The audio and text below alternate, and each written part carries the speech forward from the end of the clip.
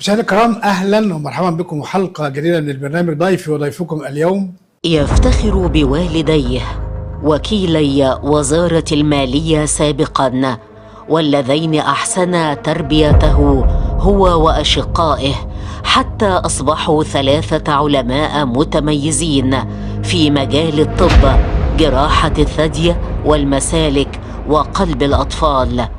هو قيمة علمية صنعت إنجازات كبيرة في الجراحة والتعليم الطبي على مدار أكثر من 35 عاماً، وقيادة إدارية جعلت طب المنصورة تتصدر التصنيفات الدولية كأفضل كلية طب في مصر، كما يقود منظومة ضخمة تدار بكفاءة تضم 13 مستشفى جامعية تتجاوز 3500 سرير وأكثر من 2500 طبيب وأستاذ و8500 موظف، وإشراف على 37 قسماً و78 برنامجاً للدراسات العليا.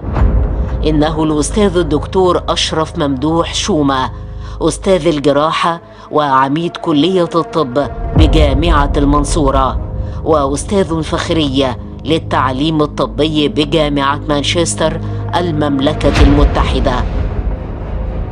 ولد شومة في عام 1966 بمدينة المنصورة ليبدأ رحلة علمية استثنائية امتدت من مدرجات قاعات جامعة المنصورة إلى كبرى المؤسسات الطبية العالمية في ألمانيا، كندا، ماليزيا، كوريا الجنوبية وإنجلترا.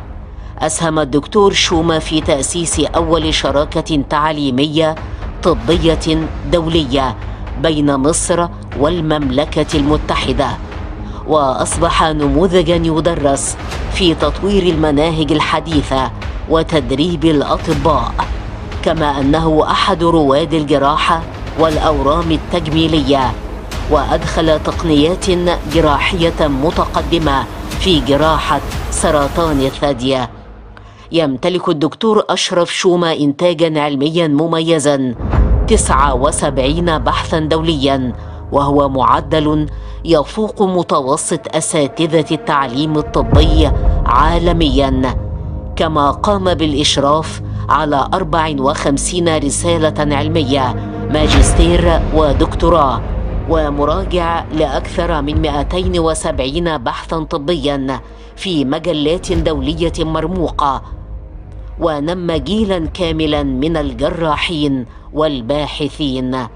ورغم هذا الإرث المهني الهائل، يظل الدكتور أشرف ممدوح شومة شخصية إنسانية بسيطة تجمع بين الانضباط العلمي والهدوء، متفان في خدمة مرضاه، عاشق لجامعته، وملتزم بأن تصبح كلية الطب بالمنصورة نموذجاً إقليمياً في التعليم الطبي والبحث العلمي. إنه حدوتة مصرية وفارس من فرسان الوطن.